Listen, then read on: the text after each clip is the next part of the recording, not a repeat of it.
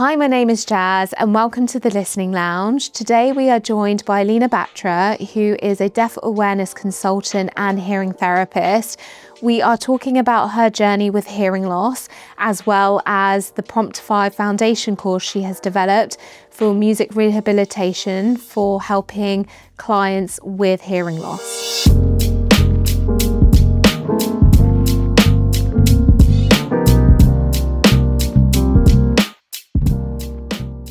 Lena Batra, thank you so much for joining us today. Now, you are a hearing therapist and deaf awareness consultant and trainer. Before we get into that and what that actually means, you also have a hearing loss yourself. Do you mind going into that a little bit in terms of when you were diagnosed, what type of hearing loss that you have, just in case our viewers would want to know a little bit more about that? Okay, so I haven't always been deaf. At the moment, I'm severe to profound in the speech range, but I actually was born with normal hearing. Okay. So the way that it's been described to me by my parents is that my hearing was tested at the ages of 1, 3 and 5, which was commonplace in those times. And I actually sailed through the screening. I was actually also developmentally advanced in terms of language acquisition because I was reading by 3 and writing by 4. Wow. But somewhere between that last test at the age of 5 and 8, I had lost the vast majority of my speech range. Okay. And the way that this was discovered was that I was very outdoorsy growing up, and I would spend hours and hours outside with the neighborhood kids on my bike usually, or my skates. And my mum said to me that she'll never forget that she came to the front door of the house, to call me in for dinner. And we all congregated together, me and my chums in the street. And she said I was the only one who didn't turn around when she called my name to get me in for dinner. Okay. And at that point, something twigged that wasn't to be expected. And I guess the mother's instinct kicked in, and I was whisked off to the doctors. And I think they hoped that this was some kind of temporary issue that had arisen, and that maybe there was some kind of infection or something at play, or some station tube dysfunction. So I had tests upon tests, and we monitored. And in the end, we had to conclude that I had developed it was still severe profound actually at that point as well. And it has stayed that way since childhood. And apparently my father said to my mother, but how did we not know this had happened? And she said, well, Lena's obviously a very bright girl and she's been lip reading all this time. So the one time I was caught out was when my back was to my mum and there was distance involved, and I missed it. So what happened in between that time? Was there an actual change in your hearing then? I have no conscious perception of losing my hearing. Okay. I have vague recollections of being at the Royal Ear Hospital, if you remember, in Huntley Street, and my father having discussions with Mr. Hazel, who obviously is renowned in the ENT world, and he was my consultant at the time. So I was actually excluded from what was unfolding. Right. But what I do actually remember is around 8 or 9, I remember it was getting harder for me to hear the register. Okay. At school. And eventually I do remember receiving a set of NHS hearing aids and being so proud of these things, which had been given to me in these black snappy cases, like the ones that we get for glasses, on a red silk pillow. Oh. And instead of wearing these things, I was running around and showing people the hearing aids. So I had these kind of snippets of memories coming into play. Yeah. And then I suppose the hearing loss did perhaps progress a little, and then it became much more noticeable to me that I couldn't hear as well as the other children. And has it ever affected you that you don't know why that you have a hearing loss at all? We believe that I developed my hearing loss due to the ototoxic effects of some drugs that I had to have as a child. Right. And that wasn't going to be avoided. That had to be something that I went through. But unfortunately, sometimes when medications are new, and even when they're not actually, until they've been used for a long period of time on a wide cross-section of people, we don't necessarily know what the long-term side effects can be of something. So it was something that we actually put two and two together on looking back retrospectively. And it's now established that, yes, that medication can have this effect. So that's the story of how I acquired a hearing loss. And you mentioned that you were proud of these hearing aids and you were showing everyone. Was that always the case, that you were quite proud to wear I would them? say absolutely not. I think when you have a hearing loss as a youngster and you have a hearing loss as a teenager or young adult, the two experiences aren't the same. Yeah. So I think when we are children, we take things at face value. We tend to embrace most things with joy and open-heartedness and open-mindedness. And it's only later when we start to develop our sense of self and who we are in the world and how the world responds to us and how we engage with the world that things can then become more shaped by the experience you're having with your hearing. And I'm not immune to that. I became a hearing therapist in my 30s. I was not immune to all the issues that sometimes come with having a hearing loss. Yeah. Okay. And would you say that you got into hearing therapy because of your hearing loss? Absolutely. Yeah. Absolutely. I had quite a life-changing experience with my hearing loss in my late 20s. Okay. And I think modern people these days would say it was like an awakening. So I had a point in my journey where I turned a big corner and there was a light bulb that went off. And it changed the way I saw deafness, the way I saw how people lived with deafness and the way we approach deafness. And it was so empowering for me, that process, that I decided that I needed to make a career out of empowering others, out of rehabilitating others, and out of sending different messages around deafness. And that's exactly what I'm doing now. So it's been a long journey, but it did start from something very significant in my journey, coming into hearing therapy. Do you feel comfortable elaborating on that? Yeah, I think that when you have hearing loss and you haven't been given any signposting of how to integrate that within your life and how to manage with it, and that means managing environments, managing yourself, managing your speaker, managing the stresses and strains and all the things that come with it. It can be quite a disempowering experience and you can feel that you're at the mercy of your deafness. Once I realised that actually the deafness was actually just part of me rather than the defining part of my life and something that has to be this huge barrier, but rather something that I work with as part of me, it really changed how I saw myself in relationships to others. And once that process started, then I realised that the world was reflecting something back that was different to me than it was before. So as I became more at ease with my deafness and I knew how to manage with it and how to put other people on in the same scenario as I am, rather than being on different places with it, then actually the world around me became much more accessible as well. So it was something that actually was the key that unlocked many different aspects to my experience. And how do you feel about your hearing loss now? Well, there's no doubt in my mind that life without hearing loss is simpler. It's easier, it's less tiring, it's less complicated.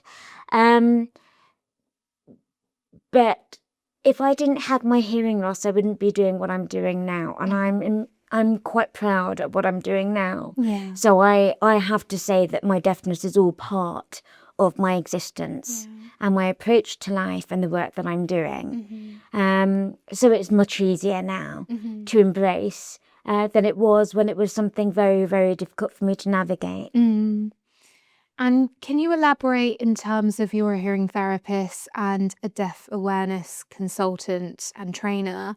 What does that actually mean? Okay, so I think it's very easy to make an assumption that hearing loss means you have trouble hearing and that's the end of it. It's something a lot more profound than that, because from the moment we wake up to the moment we go to sleep, we're transacting with the world around us. And the way that we're transacting with that world is through communication. So we've got multiple hats that we're wearing, whether we're mothers, whether we're colleagues, whether we're chief executives of large corporations, and many of us wear multiple hats. So we're actually role-playing throughout our lives. And the hearing loss can really get to the core of who you are in each of those roles, because it has an impact on how you hold yourself, how you command your communication, how you command the cooperation of others, and so forth. So hearing loss is much more of an integral part of someone's existence, which they need to be aware of, and that others around them need to have a degree of awareness of. And that extends out into physical environments, attitudes, approaches, enabling behaviours, and realising where disabling environments and behaviours are. So it's actually quite a complex thing when you start to unpick it. So that's where my work really comes into play the most, because I can really get into the core of where that person is with their experience, where we can start to change that experience. That's not necessarily easy. Yeah. People have their own behavioural patterns, their own belief systems. Sometimes there's quite a lot of unpicking that needs to happen there. So I can get into the core of the experience with that person. We can start to see where the boundaries are. We can start to see where alternatives may be acceptable in terms of belief patterns and so forth. And then we can channel that into behavioural change and lifestyle change and modifications. And then we can start to get other organisations and people around that individual involved in that process. So it's quite an extensive process. Yeah. And I think my experience of having transitioned from someone with normal hearing to someone who became severe to profoundly deaf, who was not empowered, who had no agency about it, and was very much at the mercy of what was going on outside of her, to someone who actually came out the other side of that process, is very much key to the work that I do as a hearing therapist, deaf awareness consultant and trainer. Yeah. Do you think there's quite a misconception with hearing loss? Either you have a hearing loss, you don't have a hearing loss, and you have hearing aids, so now you can hear. There's multiple misconceptions, multiple. One of the most common ones is, if you're deaf, then do you sign? Right. Okay. But, you know, you and I both know of 18 million in this country who have a degree of hearing loss or tinnitus. The number of capital D deaf individuals who consider themselves to be natively deaf, so deaf from birth with BSL as their first language, is around 22,000. That number moves up to around 80,000, I believe, from the numbers from RNID, for those who have acquired BSL as a later language, because they then become deafened and such like. And the number again rises to about 150,000 when we consider those people who are interpreters and so forth using BSL. So the actual number of natively deaf people using sign language as a first language is very small compared to the millions that we have that are somewhere on the spectrum of processing issues or subclinical hearing loss or mild through to moderate, severe, profound. So yes, that's one of the misconceptions, that you're deaf, therefore you must sign, which is not the case. The other very popular misconception, I think, is the hearing aids.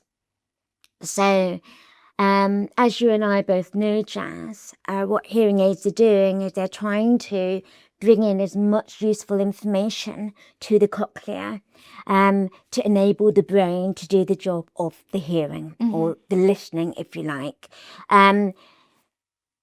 based on the fact that the ear itself is working with limited information. Now, the amount of success we can have with that very much depends on what residual hearing there is for that individual. So if someone has very, very limited cochlear function left, then they may only get some environmental information from their hearing aids. But that's not something someone outside of them would necessarily understand. Yeah. So they might see, oh, there's someone who's got hearing aids, so they might have some problems with their hearing, but they've got hearing aids. So, it comes down to the fact that we are looking at a spectrum, and hearing aids can vary enormously on what they're actually delivering that's useful to that person. Then we've also got the other side of it, which is how that person's actually able to integrate with their hearing loss and use that information usefully. So if someone's in a very disabling environment, particularly if there's reverb, moving objects, people wearing masks perhaps, the best hearing aids in the world are going to have some limits for that individual because they're going to need other aspects to help them make the most of the auditory information they're getting, and they're having issues with the other supplementary information in that environment that would normally help them. If the same person was in this environment, we've got lovely lighting here, you're wearing a microphone for me, I can lip read you, we've got no background noise. It's an enabling environment. So my hearing aids are doing a fantastic job. So yes, there are several misconceptions out there. And to be honest, it's understandable that they have arisen. But it means that sometimes the person with the hearing loss and the people around them are not really aware of why things are the way they are, why they change as much as they do, and what they can do to move forward. I know the next questions is quite a complicated question to answer because there are lots of layers to this. But why is there still a stigma attached to hearing aids? Is the stigma attached to the hearing aids, Jazz? Or is the stigma attached to the association between a hearing aid and what it means in terms of that person? Okay, so my personal opinion on this is it's different for everyone, why they've developed the stigma. So, for instance, if someone is raised in an environment as a youngster where perhaps the family aren't really wanting to accept the hearing loss and embrace it within the family, then that child, for instance, may have much more sense of stigma around their hearing loss than they may do if they're in a family where everyone's perhaps excited these hearing aids have come into the family and what can we do with them and how do they work and there's a completely different energy around that scenario. So I think there's lots of different layers, as you said, to how stigma comes around. But I think perhaps the biggest source of perceived stigma is the fact that there is a perception that the hearing loss is pointing to a disablement which affects how that person functions and relates in the world. And I think people who are struggling with that issue struggle with it on the basis that they feel someone who sees the hearing aid will make a foregone conclusion about that person that is not necessarily the right one. Okay. So, and I think this goes some of the way to explaining why when someone has hearing aids which are invisible or which you can't see, they might actually be more willing to come forward and mention that they've got hearing loss and they're wearing hearing aids than if they actually enter a room with large visible hearing aids, where they feel that actually they're going to be judged based on what's being seen. And this actually then ties back to the misconceptions that we were talking about earlier. So it's a complex area. I would say that the stigma is more to the association between hearing aids and deafness, because when that hearing aid isn't there, then there seems to be a change in that sense of stigma. Have you ever been conscious about your hearing aids being on show at all? I remember being so as a teenager, definitely, and young adult. And I come from the brown banana brigade, so we're talking big, massive things that I would make some concerted efforts to cover with my hair as far as I could, because it's that initial reaction. When people see it, you see their reaction. So it's not just the person with the deafness who's having this experience. There's an interplay in the reaction, in how people engage as well. I think things are easier now than they were perhaps, that if someone presented with someone who's wearing large hearing aids, they themselves might think, oh, I don't know how to speak to this person. Right. If I speak to them, will they hear me? Or is this going to be awkward in some way for them or for me? So it's not, it comes back to what I said earlier. This is about transactions. Transactions in the world, communication's two-way street, and each is responding to the other. So coming back to your question, yes, I was conscious about my hearing aids in the past. Am I now? Not at all, but I was. Okay. And I've known you for quite a number of years now, and I've always seen you as such a confident person, so confident. Has that always been the case, or has that something that you've now had to develop to overcome maybe certain situations that you may have been in, or is there any correlation to your hearing loss at all? I think there's a correlation to my hearing loss. So when you have learnt to embrace something like severe to profound hearing loss, when you were mainstream schooled and perhaps the only child with that situation in 1300, and you've gone through university and you've gone through all those kind of developments in your life where you're becoming your own self, but you've had to deal with that. You either learn to ride that wave and overcome the wave, so you learn to navigate the waves rather than become submerged by the water. And I feel if you learn to be able to stay the one who's in charge of your deafness, okay, it brings with it resourcefulness and resilience that are not commonplace, which you can then carry into other areas of your life. So there's a strange irony in that the thing that probably was sapping my confidence the most then became the thing that's given me the most confidence. Amazing. But I make it sound easy, and it isn't. And the majority of people I see in clinics and also through, people that I know with hearing loss, is that this is getting to the soul of who they are, and it challenges them, and it presents them with obstacles that they have to find the strength and the determination and the energy to overcome on a daily basis, because they're going into environments all the time which are not ideal in terms of hearing loss, or new people that they have to help get on board with how to manage the communications, so forth. So it's not necessarily an easy thing, but to answer your question about myself and my confidence, I think it has actually empowered me and helped me to become the person that I am now in a way that I wasn't before. Okay, thank you for sharing that. You're welcome. Now, I want to talk about music a little bit, because we had a conversation not that long ago.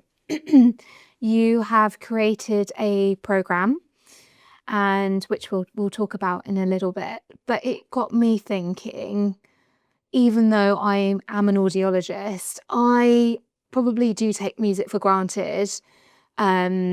But when we spoke, there's obviously an emotional attachment to music. You'll hear a song and it will bring back a memory to you, or, you know, there's a certain affiliation to certain things you may have been through your life, like the song I got married to, or my first dance, or so on.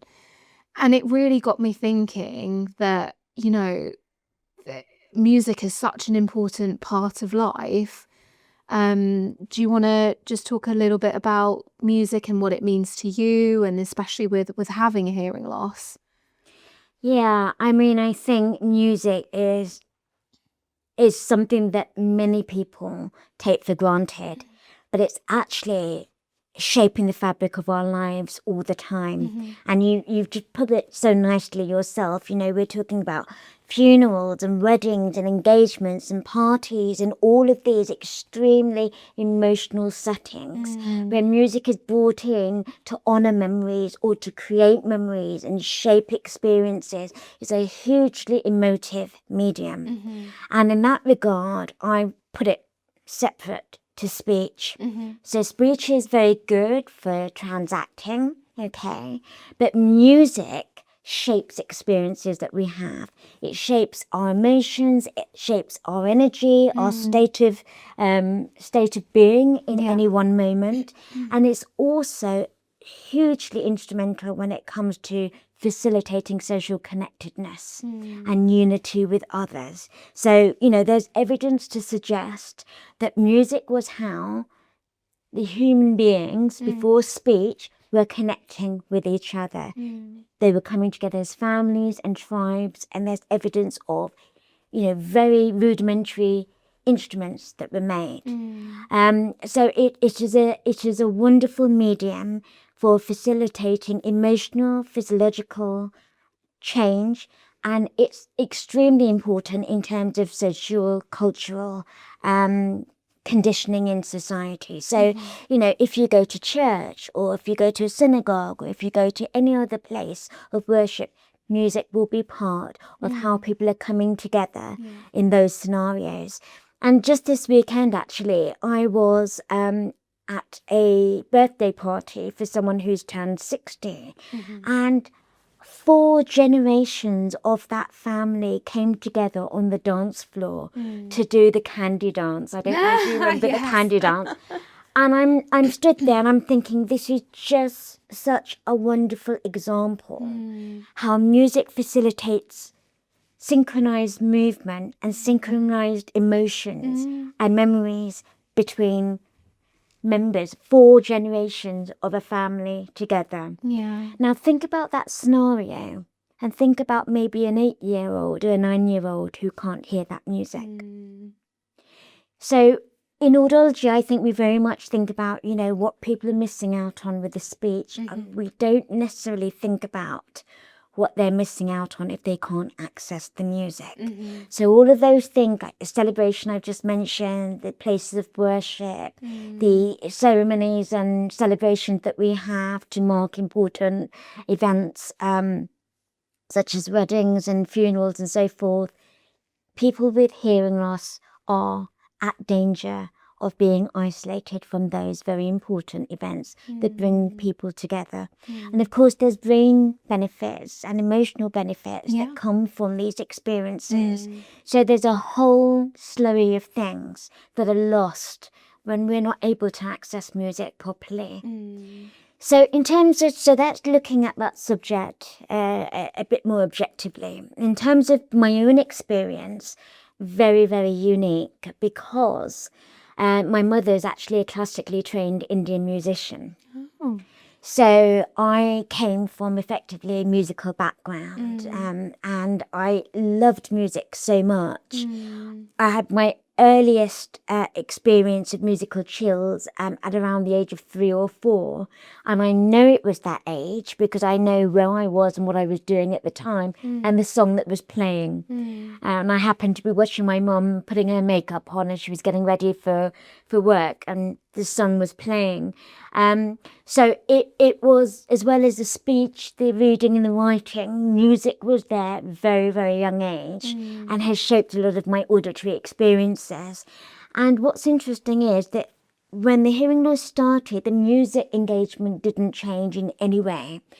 I think what eventually happened was the music engagement increased. Okay. Because as I became more isolated from my peers due to the hearing loss and the issues of hearing in the playground and so forth, you have to remember this is pre-digital era.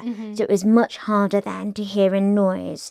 So as I became separated from my peers with regards to speech, music became something that gave me what I was missing. It gave me this stimulation, it gave me this sense of connection to the world around me, and it became a very, very important part of my life. And in fact, I was actually writing reviews on live music for one of the university magazines when I was studying. So that was great, and I suppose I didn't question either about the fact that I've got hearing loss, but I love music. So there was an aspect of I'd taken it for granted as well. But where this all changed was I unfortunately had a car accident. Okay. And this was about 5 years into becoming a rehabilitation specialist. So I was driving home from work one day and I had an accident that left me with effectively what was chronic whiplash. And it was through that accident that I lost a degree of hearing that was separate from the pre-existing hearing loss that I already had. And that additional insult to my hearing was the change that meant I can no longer access to music. Okay. And that put me in a very, very, very difficult position because you're looking at someone whose life had developed around music and who, yes, perhaps I hadn't been able to access the lyrics so well, but it didn't stop me developing my relationship with music. And here I was now not able to tolerate it. And that was the point at which I started to realise we don't ask anyone how they're managing with music with a hearing loss. And that was where my journey into learning about music as an entity, how hearing and music interface together, where the issues come in when someone has hearing loss and they're struggling to access their music again. That was the start of that journey. Okay. And it led me to developing music rehabilitation as a specialism, and it led me to introducing it into my mainstream practice. And that was eventually what led to the work that I did for many people in hearing care who were having issues with access to music, and eventually to developing a CPD module so that the professionals could learn to do what I effectively was doing with patients and go and embed this into their mainstream hearing care practice. Can you talk a little bit about the course and what it involves? Yeah, absolutely. So effectively the course is aimed at anyone with an interest in understanding music as an entity and how the musical experience is shaped by changes to hearing. Okay, so obviously hearing care professionals are keen to know about the course and to do it. But what's interesting is that the audience for this course has actually gone outside hearing care now.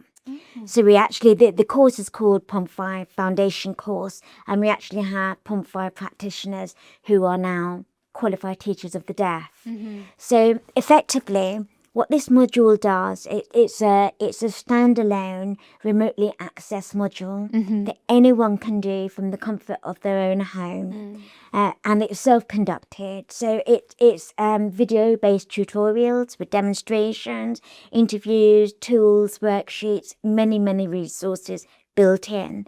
But you do the course at your own pace, and what the course enables you to do is to first of all step back to understand music a little bit more, because music and speech are not actually the same things as we've touched on. They're both sounds, but how we relate to them and how we engage with them and their characteristics are quite different. So the course brings those into full view. And then it sets about learning how these relationships with music are changed by hearing loss, and what we as professionals, and this is the important part, what we as professionals can do once we know that information to have the conversations we need to have with our patient and make the difference that they might need to help them to improve their experience with music. Amazing. It's really interesting the point that you made, Jazz, about, taking music for granted, because I think many of us are doing that in many different ways. So, for instance, in clinic environments, unless a patient mentions music, we might just take it for granted that speech has been their main issue and we don't necessarily go into the subject of music. If a musician is working with music, they may think about it in terms of their instrument, their professional performance and what they need to do and so forth. What we haven't looked at is where the deaf person may have issues or the person with hearing loss may have issues accessing the music. So that whole subject of hearing loss interfacing with music is the thing that we haven't really thought about. And that's really coming through in the feedback that I've received from people who've successfully completed the Pump 5 Foundation course. Some of them are musicians themselves, and they've said, I've never really thought about it in this way, that if someone has this kind of loss or that kind of loss, they're going to have these kind of issues. Never really occurred to me.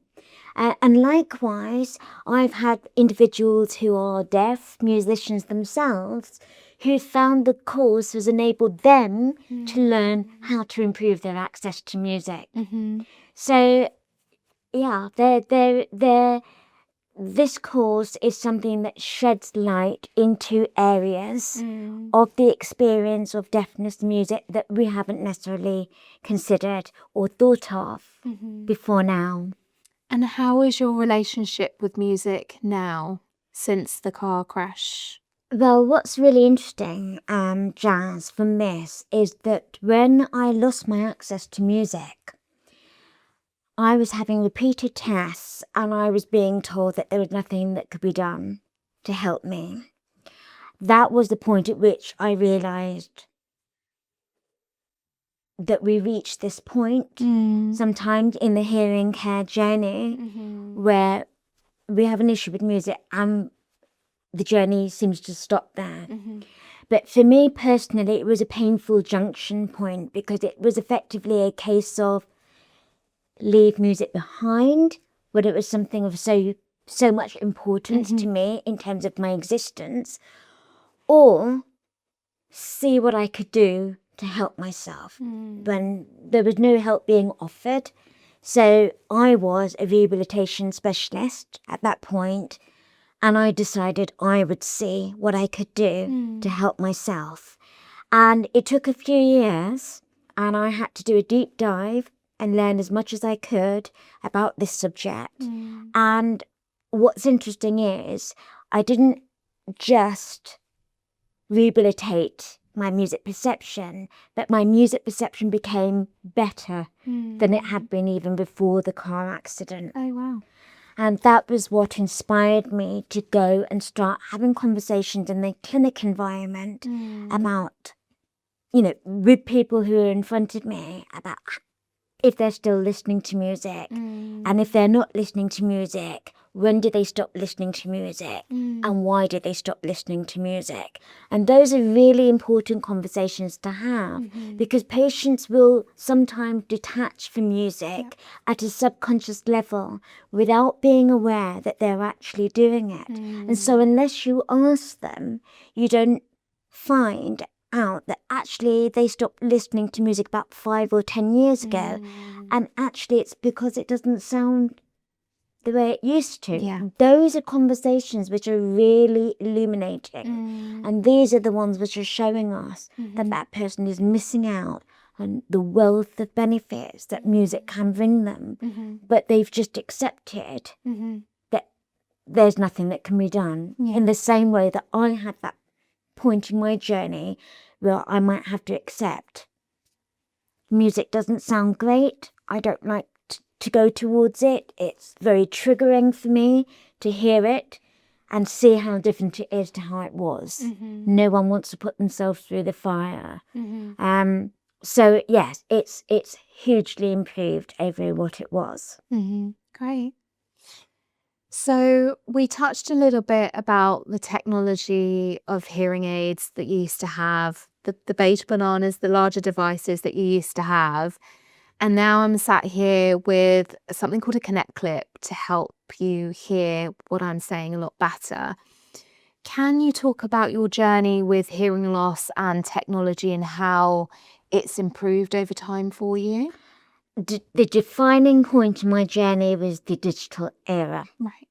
It was a huge change in my existence with my hearing loss. And I remember the first time I realised what was going on was that myself and my friend, whenever we had car journeys, we had this unwritten rule that if I'm driving, we won't chat because there was too much car noise, engine noise, traffic noise for me to hear with the analog hearing aids, and there would be too much of a temptation to turn and take my eyes off the road. So we just had this unwritten rule that when we're on car journeys, we just don't chat because it's just safer. And we were both quite content with that arrangement. And soon after I got my first set of digital hearing aids, I was having a conversation in the car, and my friend looked at me and said, "Lena, you were talking to me in the car. We were having a conversation." And that was the moment at which I realised this is actually changing how I exist with my deafness and with the world around me, because the two come together. And really, there's been many other points like that in the journey as the technology has moved on. And I always say to my patients, whenever you realise you've done something you haven't done before, like you've disclosed your hearing loss proactively, or you've heard the lyrics in a song clearly, or you've gone into a situation and managed the communication beautifully, make a mental note of your first, because these are pivotal milestones which when you look back you can see just how far you've come. And they're still happening for me now. So there was one instance last year that really was an eye-opener for me, because you have to remember I've got severe to profound loss, but I had a member of my family who was in hospital, and I was having to visit them to help them out, and they were being moved around a lot from ward to ward and sometimes from hospital to hospital. So I was finding myself in a situation where I was driving in my car, listening to my music, because driving and listening to music are synonymous for me, and then having interruptions in the music when satellite navigation were giving me instructions of where to go, and then occasionally taking a phone call from a doctor or nurse during that. And I was doing all of this seamlessly with my technology. And that was because it was quite an intense period in my life. That was definitely a first for me, recognizing how much I can actually do because of the technology that I wouldn't have been able to do before. So yes, technology can make a huge difference. We can't forget the person, however. So the person who's using that technology needs to have the ability to integrate it, needs to have that sense of agency to get the most they can out of that technology. And I think that's where hearing care come in to help facilitate that process for someone. It's not necessarily an instant thing to have a hearing loss, to put your hearing aids on and to go out and do all these things I'm describing. And it hasn't been for me, and it isn't for the majority of people. There's quite a process of self-development that goes on behind that, I think. I think you've touched on something very important. Noting down the firsts is such an important thing, because like you said, sometimes life gets very busy, and when you look back at things you don't realize how much of an improvement or how much of your journey has improved in that time. But to look back and think, actually, that scenario, and I think very important to realise that you've had your hearing loss for a while, and you're still having your first even now. Still having my first even now. And those are important, Jazz, because there's lots of scenarios I go into which are challenging for me. They're difficult for me. I have to find ways of navigating them. They can leave me very tired afterwards. But remembering the first is an anchor point. It's a point to remind me of how much easier things are now than they were once before. And that can be really a source of comfort and a source of strength as well. If there are people watching who have recently been diagnosed with a hearing loss or who have progressive hearing loss and are maybe concerned or worried or looking for advice, is there anything, I mean, obviously this is a very open-ended question and there's lots of advice I'm sure you can give, but is there anything that springs out at you that you would say to them? I think it is quite a broad question, and the advice I would give to someone is very different from one person to the next, because even before I give advice, I'm wanting to know where that person is and what their frameworks are and what their challenges are. So this would be a very broad sweep generalization. Yeah. But I'm a strong believer that the outside world is always reflecting to us something about ourselves. So the more that we're able to, accept, even if it's in a small way, accept that we have a hearing loss, we have some difficulties unfolding, and bring other people into that process with us. What we then do is we set up a scenario where we have like a mini mirror now to reflect back to us that we're still the person that we always were. We do have an issue here, and now we've got someone who can actually help us through that process by being a mirror that is relating to us as a person rather than just someone who is deaf. Does that make sense? It does. So I think cultivating that support network, even if it's a very small one, even if it's just one person who can continue to be that mirror so that you don't lose sense of who you are because of the deafness. Okay. And I'm going to flip it around now. Advice to people, like loved ones of someone that has recently been diagnosed with a hearing loss or progressive hearing loss. Is there any advice that you could give to a loved one on how to help them in certain situations where they may be struggling, if they're going out into noisy environments? Is there any advice that you'd give in that respect? Yeah, I mean, I think that hearing loss really is often a relational issue, because of really hearing loss impacts communication. Communication has usually 2 or more partners. So there's no doubt in my mind that if there's someone in the family with hearing loss, their spouse or significant other or close family member will also be part of that shift in the dynamics. So again, these are very broad sweep responses because my work is very individual, and my programs of care are highly tailored.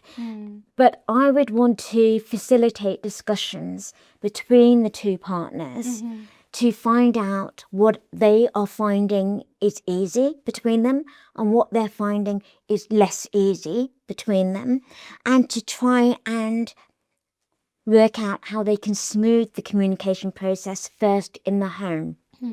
Because that's instilling confidence on both sides, and that can help before you look at the process outside when you've got other family members and poor acoustics and many other things which are perhaps variables beyond your control and so forth. If you've been able to overcome some of the obstacles inside at the home between two individuals, it will help in working out what might need to be allowed for or adjusted for in more complex scenarios outside. So whether that's about you've decided between you that the person with the better hearing is going to keep the person with the reduced hearing in the loop more in the conversations, or that they're going to be equal in asking other people outside of the home to make sure that communication is more accommodating of the person with hearing loss. So a bit of teamwork in the home that can be taken outside the home. Okay. So you have created a successful career for yourself. What's next for you, do you think? Where do you see Lena Batra in 3 years, 5 years, or beyond? It's a really good question. I do think at the moment, the Pond5 Foundation course and the awareness that's being raised now with regards to music and hearing loss, and the deaf awareness side of things is two areas where I see some significant energy being devoted going into the future. Okay. There's certainly where I am getting approached at the moment to offer advice and help facilitate in some of these dynamics. Okay. So I see that as being something of importance going forward. Amazing. So, Lena, I just wanted to ask you about the new Peppa Pig episode that has recently been launched about George being diagnosed with a hearing loss. How do you feel about that? Well, I think everyone in hearing care is really enamoured by this development. I think it's great because I think it's giving an early awareness to youngsters about hearing loss and how it can sometimes just appear and why some children might wear hearing aids. And anything that raises awareness at that level, I think, is really contributing to a more deaf-aware society in the longer term. I mean, obviously, this story doesn't just end there with a hearing loss being diagnosed and a hearing aid coming in, but it is raising awareness, and it's a really good way to do it. Also, if you remember earlier in our conversation, we talked about the stigma of hearing aids, and I said I feel the stigma is actually around the association of hearing aids and deafness. I think something like this Peppa Pig episode can really help to start to dismantle that association as well. And do you think if you had anything like that when you were growing up, that it may have changed your relationship with your hearing aids? I think yes, because I think I spent a lot of my time being very different from everyone around me and having no real sense of what I needed to do to be able to keep up in communication, and other people around me didn't have that sense of what they needed to do either. And so it was really a situation of unknowns. And I think this episode with Peppa Pig, being for such a young audience, helps to get some of these ideas seeded quite early on. And if anyone wanted to get in contact with you, how's best to reach out to you? Unfortunately, I'm a bit too easy to find, so just Google my name. Yeah. You'll find me, and you can drop a line through the website. That's the easiest way. Amazing. Thank you. Thank you so much, Lena, for joining us today and talking about the course that you're doing, your personal journey with hearing loss, and giving advice to others that might be going through the same journey. It's been an absolute pleasure. Thank you, Jazz.